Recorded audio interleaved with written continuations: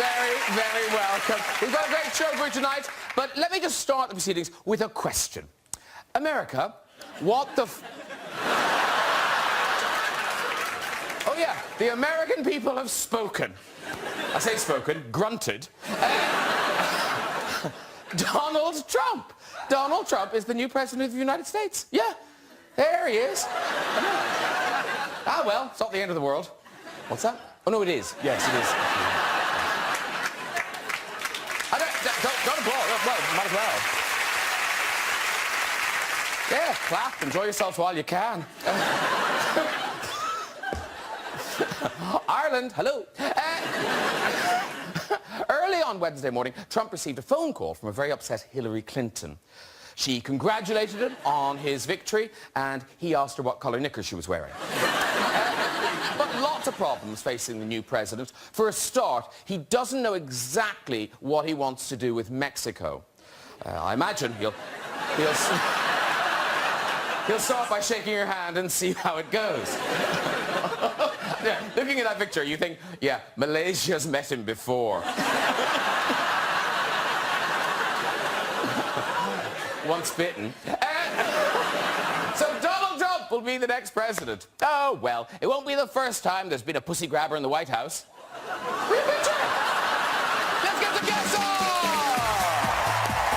Later, we'll be meeting the world's most successful living composer. The great Andrew Lloyd Webber will be here. But first, another record-breaking entertainer. This comic has had a stratospheric rise over the last 10 years, and it sold out the O2 Arena an amazing 27 times. Please welcome Michael McIntyre, everybody.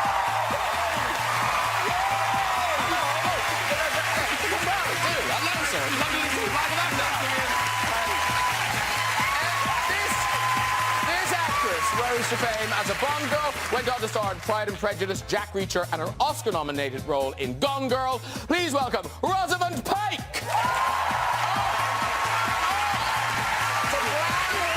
Hello, darling. Lovely to see you come in and sit down. Rosamund Pike! And he's a 7-time Grammy winner who, as lead singer of the biggest band in the world, Coldplay, has sold over 80 million albums worldwide. Please welcome Chris Martin! Chris Martin! Hello! How you doing? Nice to see you. Come in, sit down.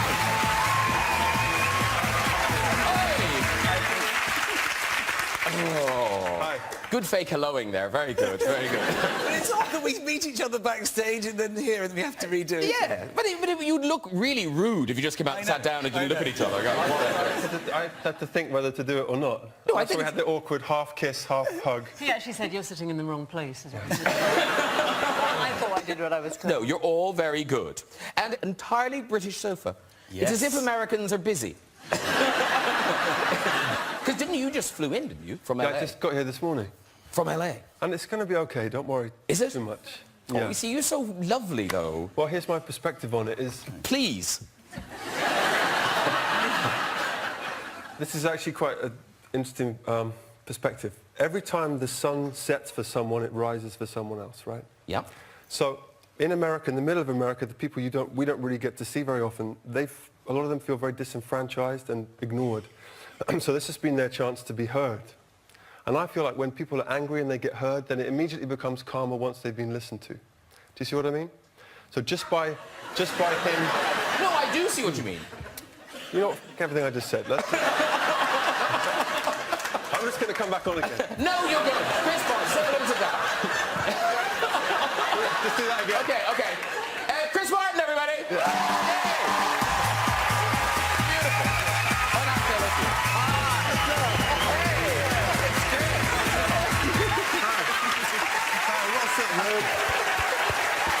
Beautiful. Okay.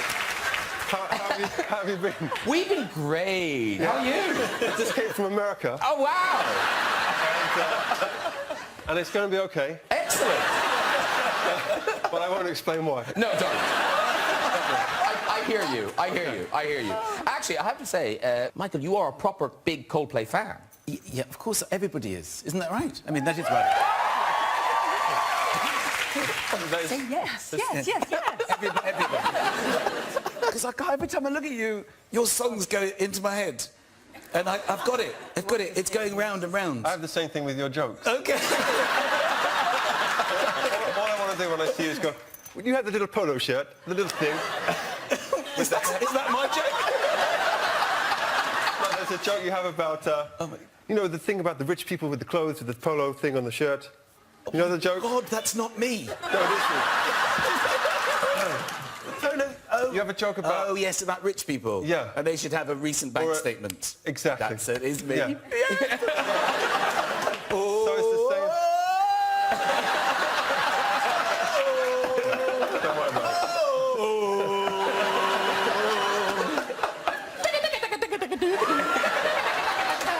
Alive again! That's basically how our concert is. And Rosamund Pike, now, I'm sure you like Coldplay, but you are, in your heart, more of a kind of trance techno girl, really. Yeah. Can't you see it? Well, it's... I mean, no, but I've heard other people have told me these stories, that you love going to techno clubs. Yes, it is something people might not expect of me, but it's a very good way to sort of get out of my own thinking space, get out of my head. I mean, I remember when I'd finished the Gone Girl press tour, which is quite a commitment, and I was in New York and I was 8 months pregnant, and I heard about a morning rave in the meatpacking district between 6 and 8 a.m. and I thought, that has my name on it. I was out with some friends the night before and everybody was really up for it, as they are the night before. They come 6 a.m. and I'm there, belly out here, mask, in the meatpacking district, ready at 6 a.m. I'm the only one there. And I thought, well, either I can go home or I can just do this on my own and just sort of face it out. So I did. I went in with my... Well, there were two of us, weren't there? Yes, so exactly, yeah. You smuggled one exactly in. on my own. But, and it was just fantastic. And so now, then, when the baby was born, you know, sod the lullabies, just, you know, put on some deep house. And listen, you mentioned Gone Girl there. Congratulations, because since the last time you were here, Oscar nominated for Gone Girl, which is... Unbelievable. Yeah. Thank you. But now, Chris Martin, you're playing... Christopher! What are you singing later? I'm singing a Coldplay song. Yes. Yeah. Very good. I believe it's because this... Well, we might do some trance techno for Rosamund. Check that out. Oh. Look at that. Yeah, Well, it's a real album. Yeah. Yeah. And this is A Head Full of Dreams, and the new You don't single... have to do all that. It's been out so long. But this is a new single, Everglow. Yeah. Yeah. Yeah. That's correct. That's right? correct, yeah. Okay, phew, Okay. don't freak me out. Yeah, you are doing Everglow. Good. And so this album, this had kind of more collaborations than you've done before. All sorts of people are on Yeah, here. we needed help. We thought we weren't quite good enough, so let's get some help. But now, Beyonce's on the album, but hadn't you gone to Beyonce before? Yes, we've been to Beyonce before and been just politely shown the door. But how does she do... Did she do that herself? She or says this is the door. do her people say, I don't want to do that? No. I had a tiny idea for a little song, and I said, do you want to do the song? She said, no. And then we had a more real song, a song on there called Hymn for the Weekend, and she was very sweet, and she came and sang on it. Oh, yeah. Yeah. And You know that one? I love it. Yeah. Yeah, sing for me. It's Japanese. I'm sorry. When I shoot across the sky. When I shoot across the amazing. We're getting a lot of mercy. He's asking to stand in for Beyonce. Essentially, yeah. That's essentially what's happening. Yeah. And you're very similar. You're so cool. But now... So cool. And I love when you dance whilst playing the piano. No one has even attempted that before. You do this sort of dancing thing when you... Yeah. You know, it's really so you're going, you know... It really is incredible. You should find footage. At Glastonbury, you went off the scale. Well, like Rosamund says, you should dance like nobody's watching. Yes. And I dance like that even when there's loads of people watching. And that's how I think you should be in life. You should go for it and accept that you might look a bit silly, but you've got to be taken over with the passion of things, right? For sure. And even in those big stadiums, though, when people say things, you can hear them. Yeah. So was it Everglow that you were playing? Oh, yes, the other day, yeah. We were playing this song Everglow, which we're going to play later, and it goes very quiet, and I have a whole speech about being kind to each other and accepting everyone for who they are. And I thought everyone's really respecting this message. And then this lady said something not really to do with that. What did she say? She suggested we have some form of physical contact with each other.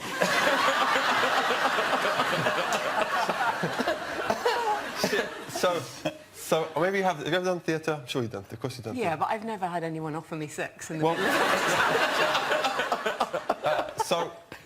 I played the song and it's about that, and then this lady said, "Fuck me!" So I Guilty.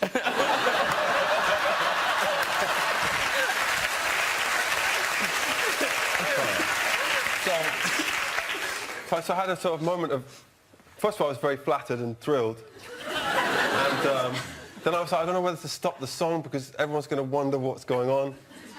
And so I stopped, and then we had a conversation, and then eventually, you know, now we've been together for 4 months. That's nice. That's a lovely story. But I wish that was the outcome. But Rosamund, you haven't had anyone shout that out to you. But when you were in that play, I've forgotten the name of it, with Dame Judi Dench. Oh, Madame de Sade, yes, that brought a lot of unusual people. Well, you could call a play after the Marquis de Sade. You'll get a few people who think it's something else.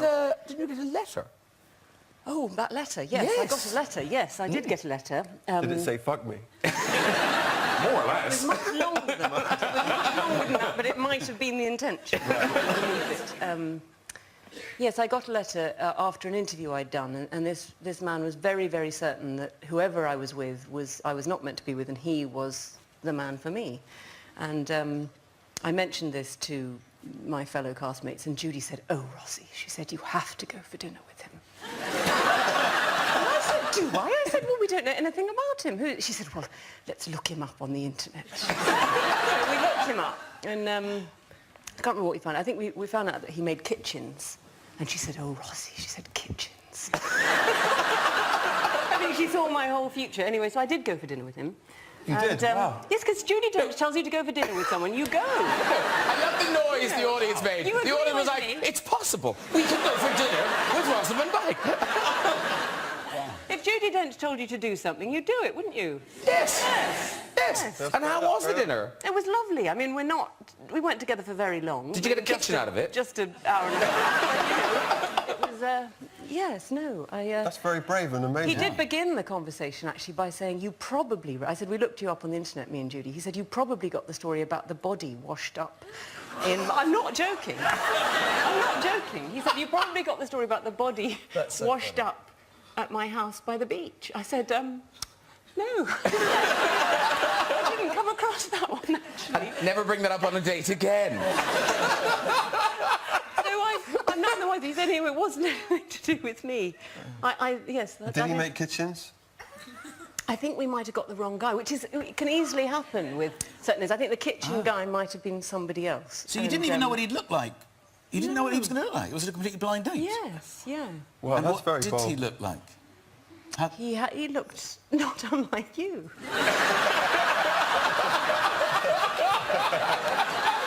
Really believe nothing happened between you two. This story's become incredibly awkward. He had That would be hilarious if it similar was hair. I don't know how much you know of me, but you probably read the story about the body that washed up. No, I tell you what, though, I do want to move on, because we were talking about your live performances and how amazing they are. I've seen you live, and that you are so... You've been on stage with us. Yes, I live, have. yeah.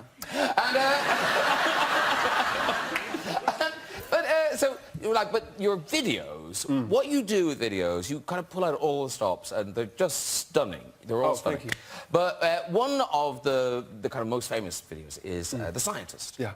And I don't know if you say... Well, let's just play a clip before we talk about it. This is a clip from the video of The Scientist. Nobody said it was easy. No one ever said it would be this hard. Oh, take me back to the start. Okay, so... so That's so old. I mean, it's not really great Really great watching this stuff. So there's no real camera trickery. That is just... You did it all forwards, and then they played it backwards, but you had to sing backwards. Yes, yeah, this was in 2002. I'm presuming that's very hard. I mean, Yes, that's I'm a pro. unbelievably hard. And can you remember any of it backwards? Only a tiny little bit. Okay, if I play some of the music backwards, Yeah. can you sing to it backwards, and then we'll see if it's right if we play it the other way around? And if it's wrong, can we keep it out of the show? Of course. Lovely deal. It's so in. Okay, here we go. Okay, music.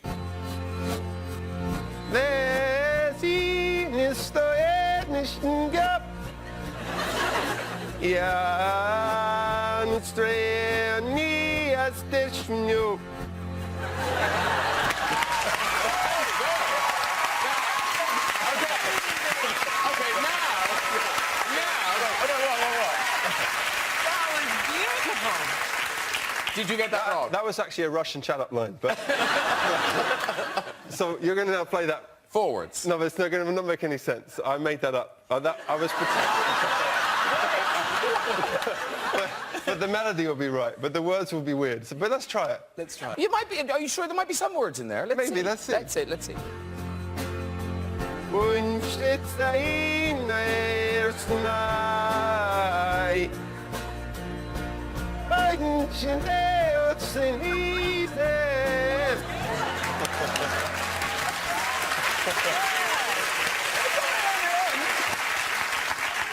Rumbled. I thought you sang more than that. No, that was it. Was that all you did? I'm afraid so. Very lazy. Right, it's time for a movie. And Rosamund Pike, you bring us an extraordinary true story, A United Kingdom. It's out on the 25th of November, and it is one of those amazing stories, one of those things that kind of slipped through the cracks of history. I wasn't aware of this woman or her story, so tell us about her. Well, Ruth Williams, who I play, was a pretty ordinary girl from southeast London who in 1947 met and fell in love with an African man who they were having a great time in the jazz clubs of London in the 40s until the point that he announced that he was in fact in line to be the chief of the largest tribe of his country, effectively a king, at which point she thought, well, this is the end of this relationship. And he said, no, I'm in love with you and I want to do this with you as my queen. And she just said yes to this love in this wonderful, wholehearted manner. And at that point, they unleashed a deluge of opposition from their families, from the government, from society. And it's a real story of the struggle of love against tremendous odds. And Ruth, she was kicked out by her father, and she went to make a life with Seretse, his name was, in what we now know as Botswana. And, you see the experience, which I've never seen on film, of a white woman or a white person trying to belong in a black world and meeting mistrust and opposition and rejection. And of course, she was also rejected by all the white people living in Botswana because she looked like them, but sure as hell didn't think like them. Yeah. And it was an amazing person to play, actually. An amazing story. It's sadly too late to meet the woman herself, but you did get to meet her son. Yes, their son, is now the current president of Botswana. Yes, that he is. He looks a little like Elvis, don't you think? Wow. And I think that's quite a nice picture because I feel it's like David Nye, that's David Oyelowo, who plays Seretse, looking like beaming parents at a sort of child passing their GCSEs or something. I mean, it's like, I just couldn't look more pleased, could I? We've got a clip from the movie. This is it's set in London. This is a bit in London where David Oyelowo's character is revealing to you who he actually is. Can we do this again? I mean, meet. Is that too forward of me? No. No, I would hate to walk away from you here in this moment, knowing that I wouldn't see you again.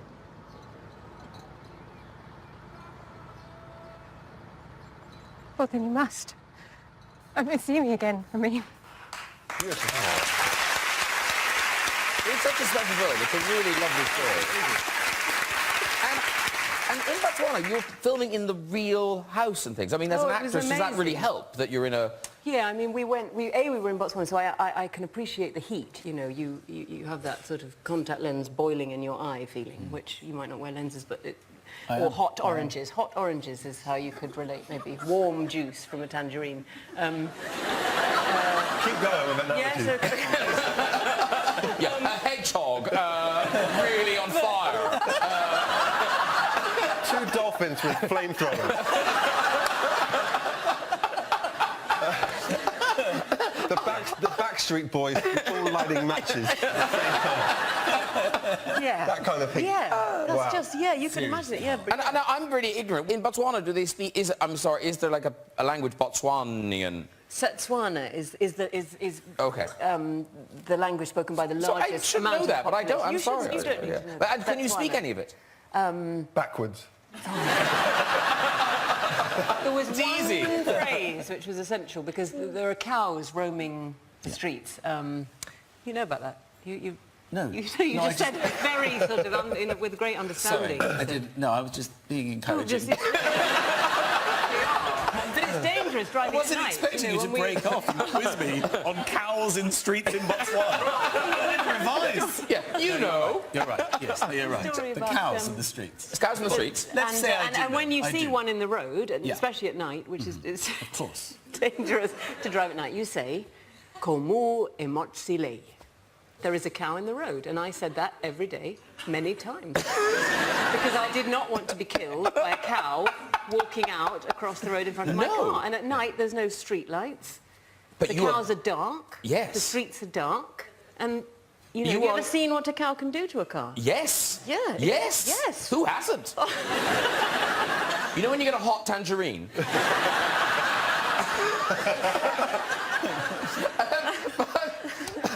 Because, Chris, now, you've talked about this before. Your children, they can shut you out with their language. Because did you learn Spanish? I'm learning Spanish at the moment. Oh, that's clever Yeah. of you. Thank you. No, because otherwise your children could be you're planning great. all sorts. Yes. If there's a cow in the road, I was just worried They that they will wouldn't be say- able to know what to say in Spain. Oh, yeah. So now they say, hay un vaca en el calle. Oh, is that what that means? Or did you make that up too? I just play it back. It's backwards, right? You have to Yeah. rewind it. No, they speak... well, I think because we live in America, you know, they're half American, my children, and most people in California speak Spanish or are from South America, so... Not in 10 years. Yeah, maybe put that language skill on hold. Because no, but you even had problems. Was it in Australia or New Zealand where you had problems with the language? You did. G'day. Sorry. For this. There are differences. There are differences. Yes. Well, like when you say "How are you," which we all say, Yeah. they go "How you going?" which is slightly different. But I didn't know they were saying "How you going?" And the first I heard of it was obviously at the airport when we had to take a connecting flight. And I was like, I need to go to Adelaide. I'm checking in. She's like, "How you going?" I was like, "Airplane?" How many clues do you need? The best question to ask someone from Australia is what their favourite Prince song is and hope that it's 1999. That's my favourite. That's a good game to play on a street in Australia. I didn't know if there was some language. When you go with all your jokes, you hope that there's different references that they won't get, and some things are very British-centric. And I have a joke about, well, it involves the words hanky-panky. What is it? I can't do the whole joke. Why not? Because it's on my new TV show. I'm doing one of our songs from our album. Oh, okay. Yeah. Okay. I like the fact that you Could try checked with and me do whether it. hanky-panky was all right. That No, was really it was nice. I was just yeah, being you respectful. you looked at me and said, it's because the word hanky-panky. You know, as sorry, though I might be offended by but it. what did the joke So isn't you're funny on untouched. the joke? Well, then, Do you want me to do the joke? It's just a silly joke. It's a joke about words that come with another word. So there's like chit-chat or chat. So what's the difference between chat and chit-chat? Why? People say, do you want to have a chat? Or we just had a chat. We had a bit of chit-chat, but it's pretty much the same thing. The difference, of course, is chit But people never have a chit. They never go, would you like a chit? No, I don't have time for a chat. Can we have a little chit? Or I could probably have a chit-chat. So I gathered all these words up, like willy-nilly, nitty-gritty. You get to the nitty, you do sometimes get to the gritty and not the nitty. Hurly-burly, dilly-dally, wishy-washy, argy-bargy, fuddy-duddy, and hodgepodge. My favourite is hanky-panky, because, well, everybody hopes. I can only speak as a man, but men tend to hope for hanky-panky on a daily basis. But often we must make do with hanky. That's pretty much it. Sometimes we get to the end of the day and it looks like Panky's on the cards. And you think, I didn't think Panky was happening today. And we're like, I'm not sure I can do Panky because I went hanky early doors. But if you can refrain from hanky, there's a good chance of rumpy-pumpy. I didn't know whether they had the phrase hanky-panky in Australia. So I said to my tour manager, who is the sweetest, smallest Maltese man.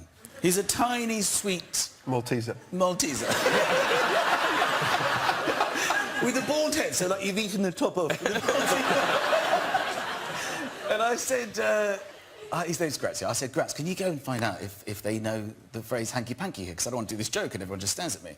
So he went over to the largest Australian security man I've ever seen. He was just standing like that. And he just went, excuse me, are you familiar with the phrase hanky-panky? And he was just like, you better get away from me, sir.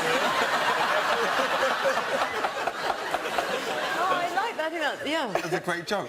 Were they familiar with it? Yes, it went very well. Tell me about the fact. Okay, it's not funny, but I'm interested in what your opinion is because Okay. you can be underwhelmed, you can be overwhelmed, Right. but you're never just Whelmed. whelmed, are you? This 2 days, not you and me. Yes. I spoke about this someone Yes. this 2 days ago. Whelmed, you're right. Like you can be dishevelled, Are but you never whelmed? shovelled. Well, ruthless, but Yeah. not... You ever say, oh, he's got a lot of ruth. Right. Yeah. It's a good point. Good point. Wow.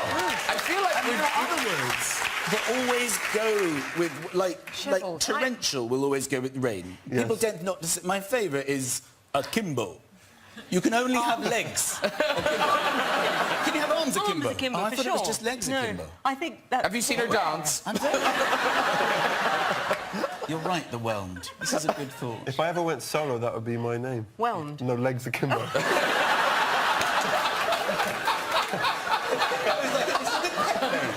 Please welcome Whelmed. How did it go? Now, Michael McIntyre back on television. Michael McIntyre's big show, BBC One, next Saturday the 19th at 8:10. Now, I was saying to you backstage, it's an excellent series because they're so hard to get right, these big kind of variety comedy formats.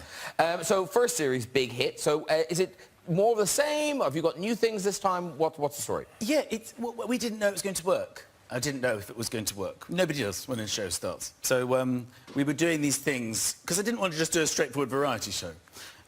So we had fun and games, like you have on your show. Right. We had this thing, The Unexpected Star, when somebody thinks they're coming to the theatre for work, but then they go down a corridor and they show up on stage and then they perform. We didn't know if that was going to work, but it worked every time. Yeah. And then I do this game, Send to All, when I take a celebrity's phone and send a text in.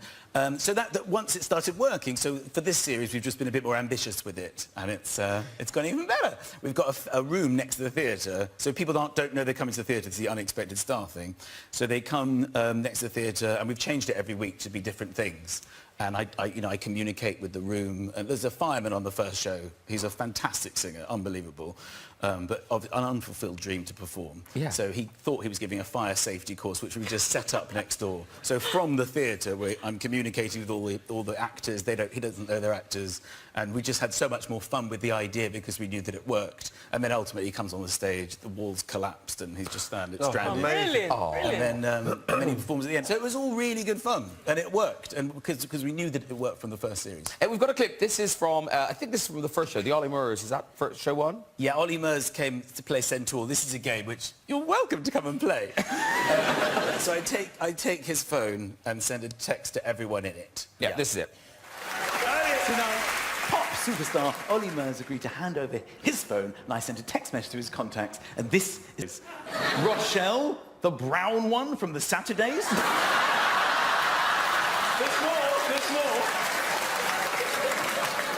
That married that rather tall, annoying guy from JLS. Very good. And it's fun. And we've had some fun with that.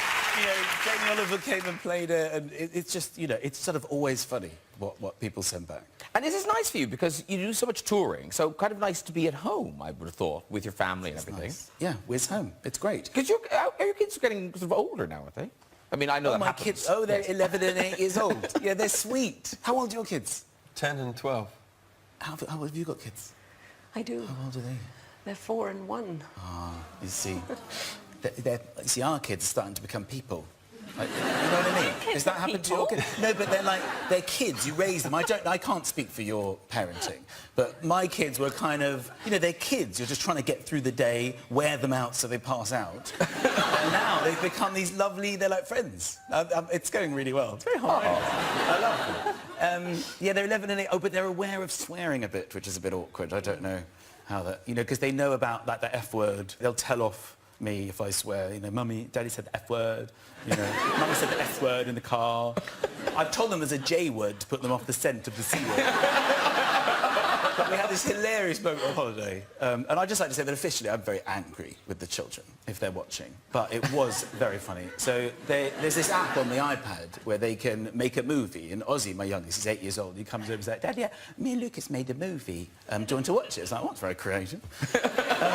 So basically, you just sort of gives you these scenes, and you fill in the things, and it tells you. So it's the trailer. It starts with the trailer, and it's very professional. We're on holiday, so you know, there's not really a wardrobe budget. They're in their trunks, and we're by the pool. And he's like, in a world where two brothers, and Lucas is doing all these sort of ninja moves, and Ozzy's just standing there trying to look cool in his trunks. And at the end of it, it goes, rated 15. And I was like, what do you mean rated 15, Ozzy? He was like, it's a 15, Daddy. I was like, have you just made it 15 so that it's an excuse to use bad language? He went, Dad, what am I supposed to do? It's a 15. And I have to tell you, it's the funniest film I've ever seen. So it starts with Lucas in his swimming trunks next to the pool, doing this pseudo-American accent. I don't even know what. It's some kind of gangster movie. He comes over and he goes, give me the money, Jake. Give me the money, Jake. And then Ozzy in his trunks next to the pool goes, I don't have your money, Jake. I don't know why they're both called Jake. It's a really weird scene. And they start arguing in it. It's like, I'm not Jake, you're Jake. I didn't know, you never told me my name. I didn't even know they were making a movie, and I walk past in my trunks in the background, just standing there like an idiot going, darling, have you seen the Factor 15? Do you want the spray or the cream? My wife's left leg is in the entire scene. At one stage, the iPad falls over, and you can see the sky, and they put it back up. Anyway, and they go, oh, give me the money, Jake. It carries on with this scene about the money. Give me the money, Jake. And then Ozzy just looks really guilty, and he just looks straight into the camera and goes, this is bullshit.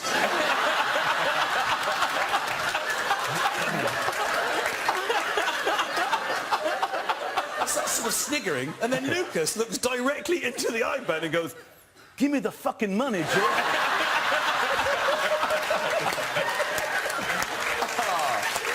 Officially, I'm very angry with the children. Of course. But it was hilarious.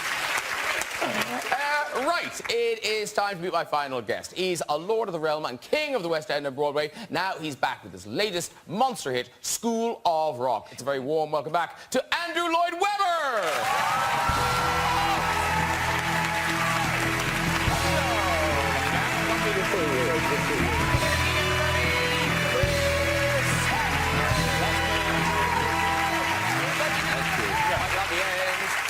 There you go. Now, you know everyone, so presumably you know all these people. Well, I met you just before. On Tinder, yeah. And I just... I just met you. And of course, I know Michael, but... Of course. I have a minor connection with all three. Oh, yes. Very minor connection. Because I rehearsed with our kids in School of Rock, Shiver, the Right, other day. right, okay. Yeah, so that's my minor connection there. With United Kingdom, I thought about that as an idea for a musical a few years ago. Did you know that? Yeah, and it's such a fantastic story. I mean, it Just really, write down really my is. details. It really is incredible. And Michael, I mean, you should take over School of Rock on Broadway after that earlier. Thank you very much. Now we know. Yes, Now of we course, know. yes. The rock man, that's what he was. I'm on, it's on. You're always there. So the new Andrew Lloyd Webber musical is School of Rock. It's open now at the New London Theatre. And so, I mean, the Jack Black movie is very well known, but just in case people haven't seen it, what's the basic premise? Well, it's a fantastic Jack Black movie. I mean, I'm, in a way, I've just taken it to the theatre. But it's a great, great story. It's about, really, how music empowers everybody. You've got this kind of slobby, down-and-out kind of pretend teacher comes into a kind of school where everybody's very repressed and the kids are sort of really all academic and they're all having to learn and this, that and the other, and he teaches them rock. And through learning rock, they find themselves, and he kind of, in the end, grows up too. And it's a great, great primal tale. And because it's kids, I mean, you have to make an announcement.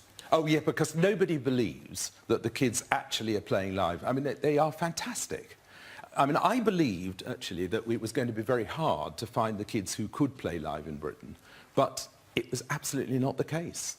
We could actually find 5 casts, to be honest. Wow. They were absolutely amazing. All right, well, we've got a clip of School of Rock, so let's have a look at them in action. Why did nobody tell me you could play music? I thought you all were a bunch of little douchebags. Now repeat after me. I pledge allegiance to the band. If Mr. Sneak, then with me in control of the band as a whole. We will rock and we'll roll with our heart and our soul. If you're in, raise your hand. Yes, you're in the band. You're in the band. Oh, very good. They are amazing. They are amazing. They're so good, those kids. So good. And I heard you talking about how because it was your kids and Madeline introduced you to the film. Yeah, my wife was made to watch the film, 10 years ago, I guess it was now, and by our kids. And the kids then said, Dad, you've got to watch it. I saw it and I thought, do you know what, this could make a really great stage show. But I didn't think I'd write any music for it because I thought there was a lot of music in it. And actually, when we came to look at it, there wasn't that much. And so I kind of got dragged into writing. And so I went back to... It was great for me because years ago I started in a school. Joseph and the Amazing Technicolor Dreamcoat started in a school 50 years ago almost. But even before that, doesn't it kind of tap into your life? Because, when you were a little boy in school, music was your kind of... Yeah, well, the thing that really resonated with me is this thing about how music can empower and liberate kids, which is why it's so important that we keep it in our schools. Something that I can go on all night about, so I won't. But, I mean, we must keep music. And something which I don't get, which the government doesn't seem to understand, is that if you empower children through the arts, every penny you spend on it comes back 10 times over. Because it's not about making people into musicians or about actually making them into actors or actresses. Or it's about getting people to feel that the arts empower. And particularly at this time, at the moment, with what's going on in the world and what's going on politically, I don't think there's ever been a time when the arts have been more important in schools. I really, really passionately believe that. Now, here's the thing. When we work together and we'd spend time together and we talk, you are one of those people, you're so connected, you seem to know everyone, and you actually know the president-elect, Donald J. Trump. Well, if you've been around in New York and you've been kind of vaguely in the scene in New York, it's quite hard not to know the president-elect. Okay. Because he's been pretty much around for a long time. But now, what was so he's got a connection to School of Rock as well, hasn't he? Well, he wanted to come to the opening of School of Rock. And actually, I managed to persuade him not to come. The thing was, when we opened over a year ago now, and I mean, I really genuinely wonder whether he really thought any of this was going to happen. I mean, I don't know. But anyway, I sort of said, look, the kids it's their night, you're so famous, don't you think it would be a good idea perhaps just to... And he was good about it. He said, no, I won't come. I don't know. I mean, I think what he's been saying and what he's been doing in the rallies and everything is absolutely shocking. And I mean, along with a lot of other Brit composers, you know, we asked him to not use our music because he kept using it, you know, and there's nothing you can actually do to stop that. But anyway, but I just don't know. I don't think he's an idiot. And I think if he surrounds himself with good people, we might just be all right. But don't quote me, I don't know. Fingers crossed! I think we're going to pray. I have to say, whatever you think, it is an amazing story. I mean, you do kind of... Trump the musical would be... That would be a... The Lady and the Trump. Oh! Very good. You can play Melania. You can be Melania. Melania sounds like a disease. You've got Melania. Oh, God. They've got cream for that. Listen, it's time to actually hear some music. So, Chris, if you want to go over and get ready, everything waits over there. Oh, the candles are lit. It's beautiful over there. It's beautiful. There you go. Right. Performing Everglow. It's Coldplay! Come on back. If you all shove up, they'll sit there. Shove up, shove up, shove up, shove up, shove up. There you go. And welcome to Johnny Buckland, everybody. Beautiful. Fine playing. Oh. Very good. Thank you for coming, Johnny. That's very nice of you. Okay. Yeah, just show up here at the end. Yeah. He's done all the heavy lifting, and now you just show up. Yeah, I'll sit here. And you guys, you were saying you were going to New Zealand and Australia. No, first we're going to India on Tuesday for the first time. Wow. Then we go to Australia, New Zealand, Asia, Europe, America again, and then maybe some other stuff. What, do you get to have any life while you do that? Yeah. Michael covers a lot of the shows for me. Of course, yes.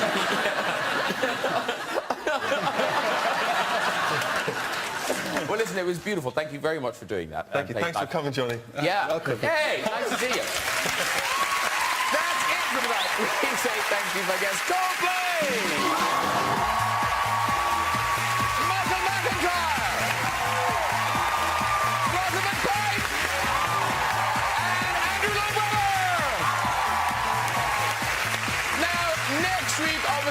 Is Children in Need, so we'll see you the Friday after that with musical guest Ollie Murs, actors Gemma Arterton and Joseph Gordon-Levitt, Olympic hero Mo Farah and Hollywood legend Tom Hanks. I'll see you then. Good night, everybody. Bye!